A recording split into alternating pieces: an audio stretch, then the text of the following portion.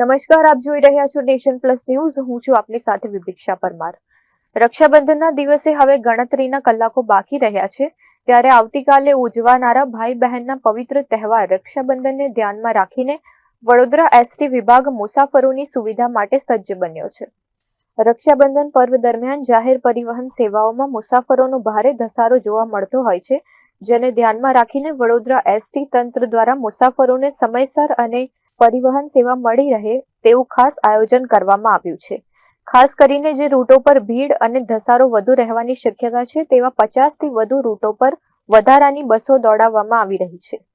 આ ઉપરાંત મુસાફરોના ધસારા અને જરૂરિયાત મુજબ સ્થળ પરથી વધુ બસો પણ રવાના કરવાની તૈયારીઓ રાખવામાં આવી છે. તહેવાર નિમિત્તે બસ સ્ટેન્ડ પર વધતી ભીડને નિયંત્રિત કરવા અને મુસાફરી સરળ બનાવવાના એસટી બસ વિભાગ દ્વારા ખાસ તાકેદારી રાખવામાં આવી રહી છે.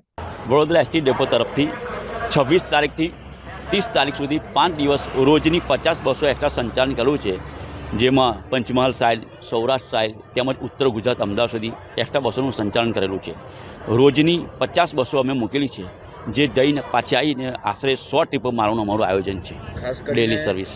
ખાસ કરીને કયા રૂટ પર પેસેન્જરો માટે સુવિધા કરવામાં આવી છે? પંચમહાલમાં વચ્ચે દાહોદ, જાલોદ, લીમખેડા, લુણાવાડા, મોડાસા આ બાજુ છે પંચમહાલની, પછી આ બાજુ રાજકોટ છે, ભાવનગર છે, અમદાવાદ છે, એ માટે એક્સ્ટ્રા સંચાલન તૈયાર કરેલું છે. Bureau report, Nation Plus News, Vadodara. સમાચારોના સતત અપડેટ મેળવવા માટે અમારી નેશન પ્લસ ન્યૂઝની યુટ્યુબ ચેનલને સબસ્ક્રાઇબ કરો, બેલ આઇકન દબાવો અને જોડાયેલા રહો ફેસબુક, ઇન્સ્ટાગ્રામ અને ટ્વિટર પર.